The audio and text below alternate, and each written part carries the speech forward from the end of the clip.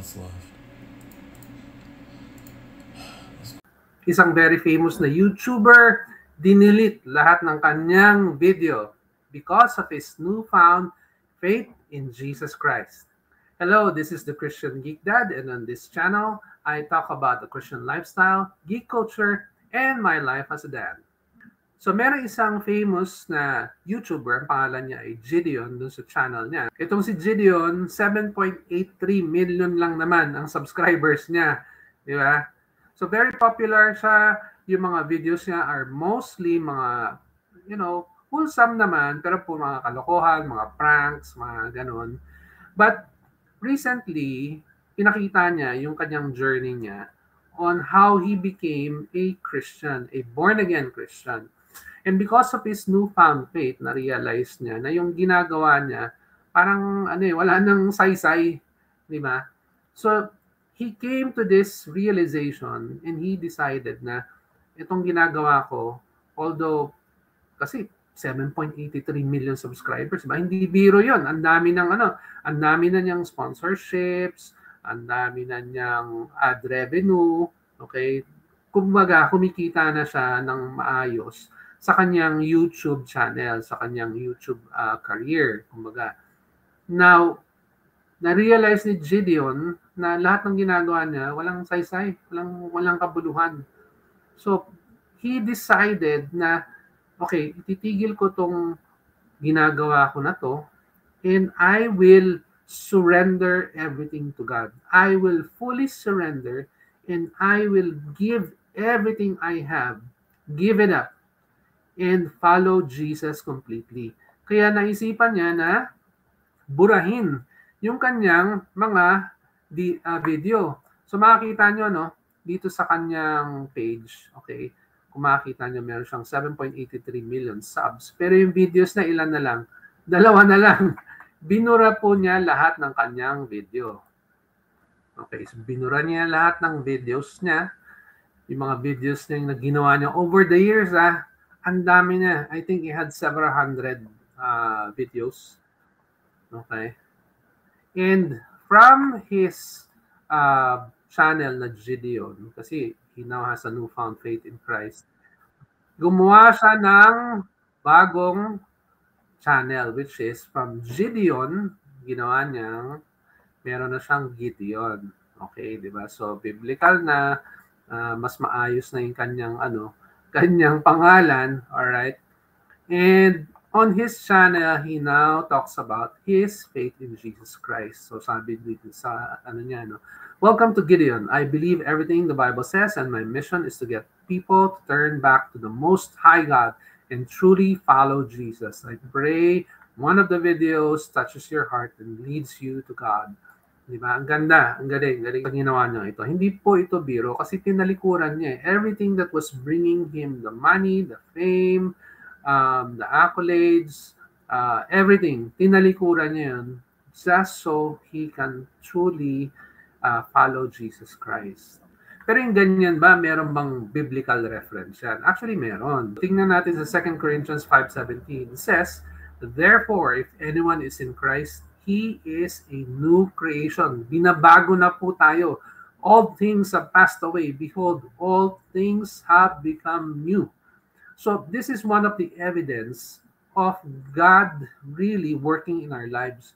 Yung kitang-kita yung pagbabago. Hindi yung tipong I had an encounter with Jesus, grabe yung emotions, talagang I was at an emotional, spiritual high. But after all of that emotional high subsides, meron bang evidence na talagang binago tayo ng Panginoon? In his case, si Gideon, talagang tinalikuran niya lahat. He gave it all up.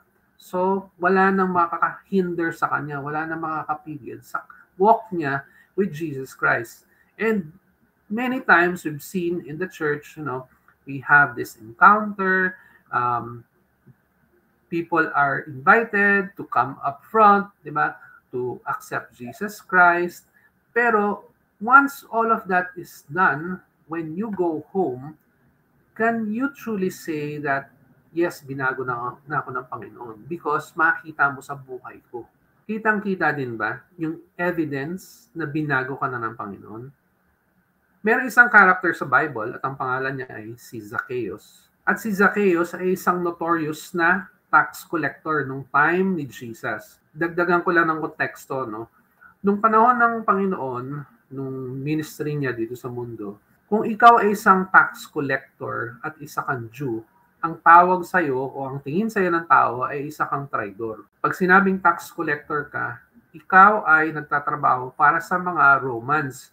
Yung Romans at that time, nung time ni Jesus, nung biblical times, no, ang mga Romans, ang mga sumakop, okay, sila yung mga invaders sa Holy Land. At sila yung nag-o-occupy at sila nag-o-oppress ngayon sa mga Jews. Ngayon, para maging tax collector ka, ibig sabihin nun, pinagtraiduran mo yung sarili mong or kapwa mong mga Hudyo. Sa Luke 19, he had an encounter with Jesus Christ. Kasi si Jesus, during his ministry, di ba, palakad-lakad siya, pa-travel-travel siya from one place to another. Nung napadaan siya sa lugar ni Zacchaeus, si Zacchaeus gustong-gusto siyang makita. Umakyat pa siya sa puno para lang makita ang Panginoon. At dahil laging parating maraming tao sumusunod sa Panginoon habang naglalakad siya, habang nagtatravel siya, dahil sa sobrang daming tao, hindi niya makita. At si Zacchaeus, ang description doon sa Bible, isa siyang medyo maliit siya, no? He was short in stature, hindi siya katangkaran.